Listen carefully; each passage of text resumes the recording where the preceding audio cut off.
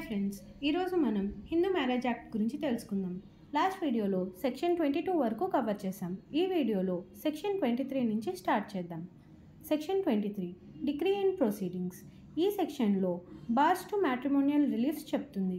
అంటే ఒక matrimonial relief court grant చేసేటప్పుడు ఏవేవైతే చూస్తుందో, ఏవేవైతే ఉండకూడదో ఆ కండిషన్స్ అన్నీ ఈ డిక్రీ అండ్ ప్రొసీడింగ్స్లో చెప్పారు. Condoning the act of respondent. ఎవరైనా క్రుయాలిటీ కింద ఫైల్ చేసేటప్పుడు డైవర్స్ పిటిషన్ ఆల్రెడీ ఆ క్రుయాలిటీ ఏదైతే ఉందో దాన్ని కండోన్ చేసి ఉండకూడదు. అంటే ఎవరైనా ఒక క్రుయల్ యాటిట్యూడ్తో ఉన్నప్పుడు దాన్ని మనం యాక్సెప్ట్ చేసి మళ్ళీ అదే గ్రౌండ్ కింద డైవర్స్ కూడదు. Condoning the act of respondent. ఎవరైనా క్రుయాలిటీ కింద ఫైల్ చేసేటప్పుడు డైవర్స్ పిటిషన్ ఆల్రెడీ ఆ క్రుయాలిటీ ఏదైతే ఉందో దాన్ని కండోన్ చేసి ఉండకూడదు. అంటే ఎవరైనా ఒక క్రుయల్ యాటిట్యూడ్తో ఉన్నప్పుడు దాన్ని మనం యాక్సెప్ట్ చేసి మళ్ళీ అదే గ్రౌండ్ కింద డైవర్స్ పిటిషన్ అనేది వేయకూడదు. అండ్ ఏ పిటిషన్ అయినా ఫైల్ చేసేటప్పుడు కొల్యూషన్ అనేది ఉండకూడదు. పిటిషనర్ అండ్ రెస్పాండెంట్కి మధ్యన అండర్స్టాండింగ్తో ఒకరి మీద ఒకరు కంప్లైంట్ చేసుకొని పిటిషన్ అనేది ఇన్స్టిట్యూట్ చేయకూడదు. ఎక్సెప్ట్ సెక్షన్ 11 వాయిడ్ మ్యారేజ్లో తప్ప మిగిలిన ఏ పిటిషన్ వేసినా సరే నో కొల్యూషన్ అనే క్లాజ్ కంపల్సరీ మనం పిటిషన్లో ఇంక్లూడ్ చేయాలి. అండ్ ఏదైనా పిటిషన్ ఇన్స్టిట్యూట్ చేసేటప్పుడు అన్నెసెసరీ ఆర్ ఇంప్రాపర్ డిలే అనేది ఉండకూడదు. అంటే ఏదైనా ఇన్సిడెంట్ కానీ కాజ్ ఆఫ్ యాక్షన్ అరైజ్ అయినప్పుడు ఆ యాక్షన్ నుంచి పిటిషన్ ఇన్స్టిట్యూషన్ లోపల ఎక్కువ డిలే అనేది ఉండకూడదు. అంటే ఒక క్రూయల్ యాక్ట్ అనేది కాజ్ ఆఫ్ యాక్షన్ కింద ఈ పాయింట్లో మేము విడిపోయాము అని చెప్తున్నప్పుడు ఆ పాయింట్ నుంచి పిటిషన్ వేసే పాయింట్ వరకు ఎటువంటి డిలే కానీ ఉండకూడదు అని చెప్తున్నారు. ఈ పై చెప్పిన పాయింట్స్ అన్నీ కన్సిడర్ చేస్తూ కోర్టుకు కానీ ఈ అడిగిన రిలీఫ్ గ్రాంట్ చేయకుండా ఉండడానికి ఎటువంటి రీజనబుల్ గ్రౌండ్స్ లేనప్పుడు మనం అడిగిన రిలీఫ్ అనేది గ్రాంట్ చేస్తుంది. Section 23A relief for respondent in divorce or other proceedings. ఒక పిటిషనర్ తను కొన్ని సర్టెన్ గ్రౌండ్స్ మీద ఒక పిటిషన్ ఫైల్ చేసి ఏదైనా రిలీఫ్ అడుగుతున్నప్పుడు రెస్పాండెంట్ దాన్ని డిఫెండ్ చేస్తూనే కాకుండా తిను కూడా రిలీఫ్ అడగచ్చు అనమాట. అది ఎప్పుడెప్పుడు అంటే పిటిషనర్ ఒక adultery, cruelty or desertion prove అయినప్పుడు. అంటే పిటిషనర్ వేరొకరితో ఉన్నట్టుగానే ప్రూవ్ చేసినా లేదంటే తనే వదిలేసి అన్రీజనబుల్గా వెళ్ళిపోయింది. ఇక్కడ డెజర్షన్ అనేది ఎప్పుడు కూడా వదిలి వెళ్ళిపోవడమే కాదు, రీజన్ లేకుండా వదిలి వెళ్ళిపోవడం అనేది ఇంపార్టెంట్.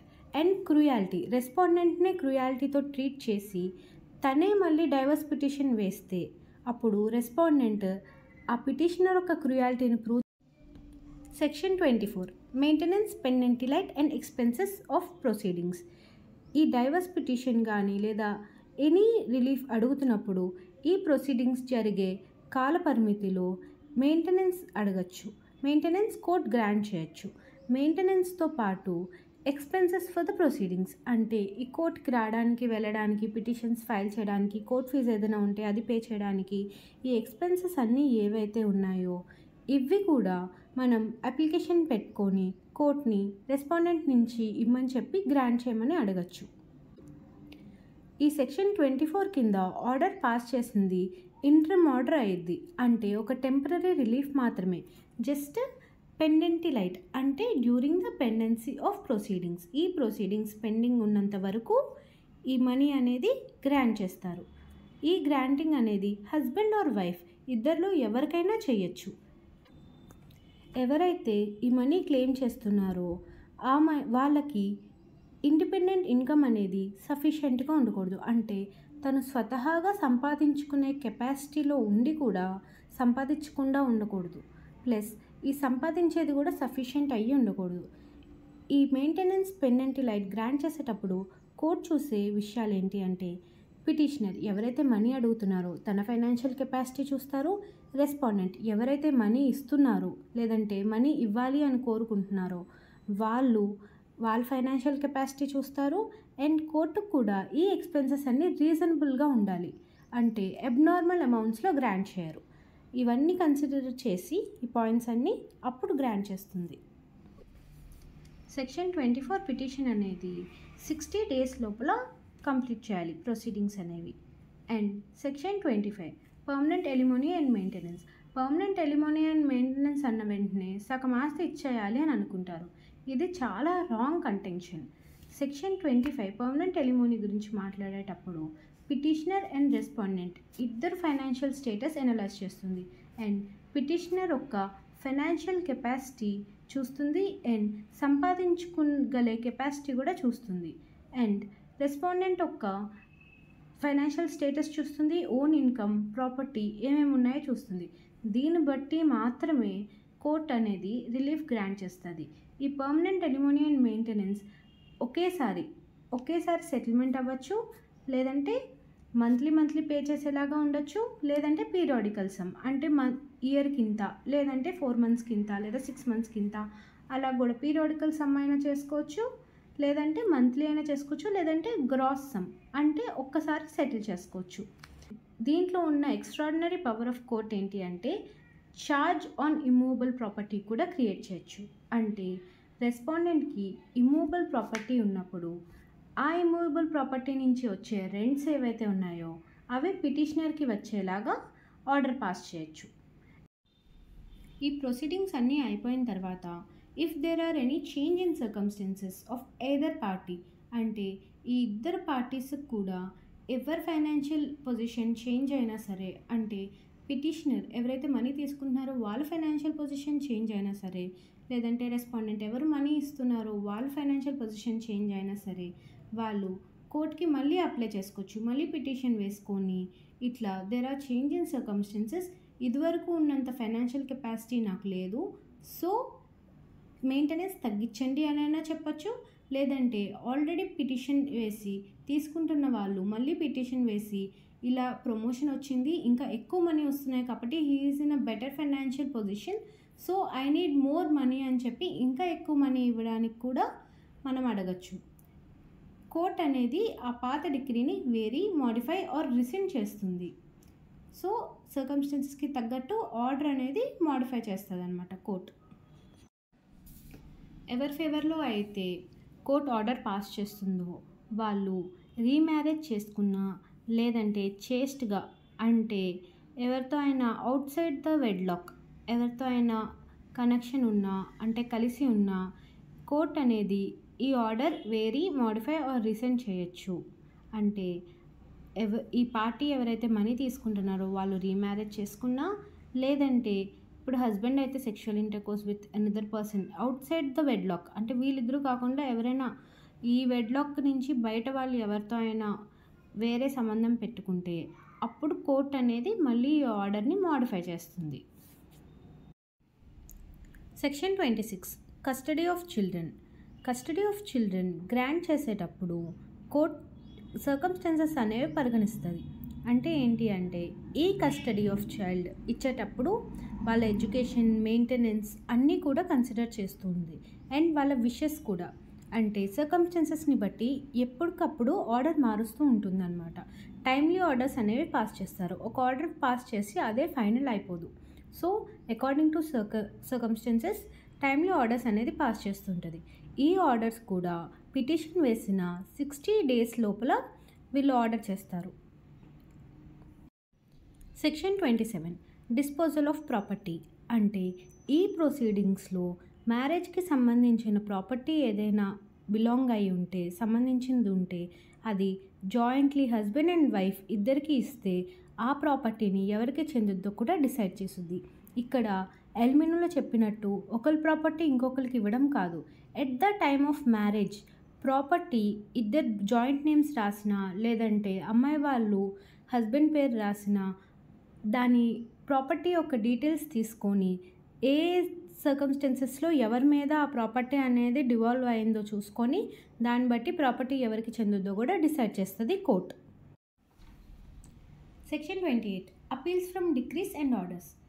అపీల్స్ ఫ్రమ్ డిక్రీ అంటే ఒక డిక్రీ కానీ ఆర్డర్ కానీ కోర్ట్ పాస్ చేసిన తర్వాత దాన్ని అపీల్ చేయగలమా లేదా అనేది అపీలబుల్ డిక్రీస్, అపీలబుల్ ఆర్డర్స్ యూజువల్గా కోర్ట్ ఆఫ్ సివిల్ జ్యూరిస్డిక్షన్కి ఎలా ఉంటుందో అలాగే ఉంటుంది.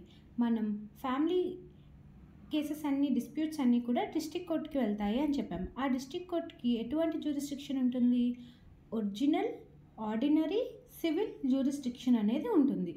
సో సేమ్ ఈ ఒరిజినల్ సివిల్ జ్యూరిస్డిక్షన్ ఒక కోర్టు ఏదైనా డిక్రీ కానీ ఆర్డర్ కానీ పాస్ చేసినప్పుడు వేటికైతే అప్పీల్స్ ఉంటాయో, ఎలా అయితే అప్పీల్ వెళ్ళాలో సేమ్ అలాగే ఒక ఫ్యామిలీ కోర్ట్ సంబంధించిన ఫ్యామిలీ కేస్కి సంబంధించిన డిక్రీ కానీ ఆర్డర్ కానీ పాస్ చేసినప్పుడు కూడా అప్పీల్స్ అలాగే ఉంటాయి, subject to the exercise of original civil jurisdiction.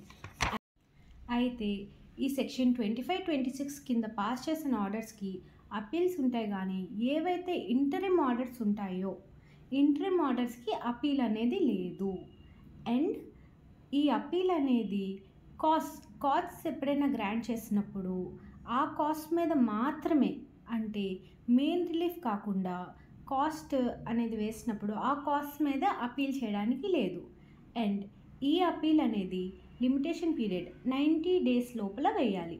అంటే డిక్రీ కానీ ఆర్డర్ కానీ వచ్చిన డేట్ నుంచి 90 days లోపల అప్పీల్ అనేది ప్రిఫర్ చేయాలన్నమాట అపీలేట్ కోర్టులో. Section 28A enforcement of decrease and orders.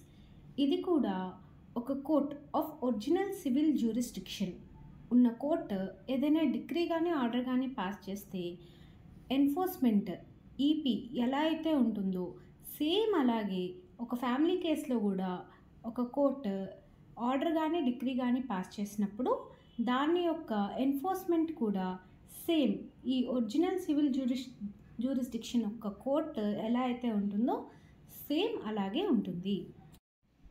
Chapter 6 savings and repeals. This is last chapter. Section 29 savings. ఈ సెక్షన్లో ఏం చెప్తుంది అంటే, ఏ హిందూ మ్యారేజ్ అయినా సరే ఈ యాక్ట్ రాకముందు జరిగి వ్యాలిడ్లో ఉండి ఈ యాక్ట్ ఇన్వాలిడ్ చేస్తుంటే అది ఇన్వాలిడ్ అవ్వదు. అంటే this act is not binding on the marriages commenced before this act అన్నమాట. అంటే ఏవైతే ఇదివరకు మ్యారేజెస్ ఉన్నాయో అవి నార్మల్గా వ్యాలిడే, ఈ యాక్ట్ వచ్చాక ఇన్వాలిడ్ చేస్తుంటే అవి ఈ యాక్ట్ ఆ మ్యారేజెస్కి బైండింగ్ కాదు. అంటే సేమ్ గోత్ర కానీ సేమ్ పర్వా కానీ అంటే సేమ్ సెక్ట్లో ఉన్న వాళ్ళు మ్యారేజ్ చేసుకుంటే మనకి సబిండర్ రిలేషన్షిప్లో ప్రొహిబిటెడ్ రిలేషన్షిప్లో చెప్పాం కదా, సో ఆ మ్యారేజెస్ అన్నీ కూడా హిందూ మ్యారేజ్ యాక్ట్ ఇన్వాలిడ్ చేస్తుంది. బట్ ఈ యాక్ట్ రాకముందు ఆల్రెడీ మ్యారేజెస్ జరిగిపోయి ఉంటే అవి ఇన్వాలిడ్ కావు, వ్యాలిడే అని చెప్తుందన్నమాట. క్లాజ్ 1. క్లాజ్ 2 ఏం చెప్తుంది అంటే, ఈ యాక్ట్ కస్టమ్ రికగ్నైజ్ చేసిన రైట్ని ఎఫెక్ట్ చేయదు. అంటే కస్టమ్ కానీ పర్మిట్ చేస్తుంటే మ్యారేజ్ బిట్వీన్ క్రాస్ కజిన్స్ అంటే బావ మర్దళ్ళు పెళ్లి చేసుకోవచ్చు, మావ మేనకోడలు పెళ్లి చేసుకోవచ్చు.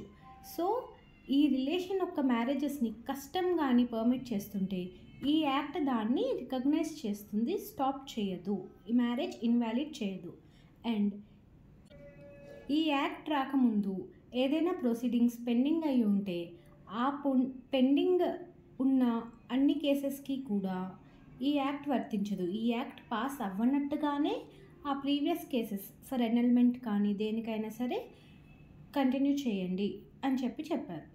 And section 4 Hindu marriage act రాకముందు స్పెషల్ మ్యారేజ్ యాక్ట్ పాస్ అయింది. ఈ స్పెషల్ మ్యారేజ్ యాక్ట్ కింద జరిగిన మ్యారేజెస్ అన్నీ కూడా స్పెషల్ మ్యారేజ్ యాక్ట్ కిందే కన్సిడర్ చేయండి, ఈ హిందూ మ్యారేజ్ యాక్ట్ కింద కాదు. ఈ హిందూ మ్యారేజ్ యాక్ట్ అనేది ఆ స్పెషల్ మ్యారేజ్ యాక్ట్ కింద జరిగిన మ్యారేజెస్ అన్నిటికీ కూడా వర్తించదు అని చెప్తుంది. Section 13 repeal. That's it. మనం హిందూ మ్యారేజ్ యాక్ట్ అనేది దీంతో కంప్లీట్ చేసుకున్నాము. మీకు హిందూ మ్యారేజ్ యాక్ట్లో ఏమైనా డౌట్స్ ఉంటే please do comment. For more educational videos subscribe to Bagman 0770. Thank you.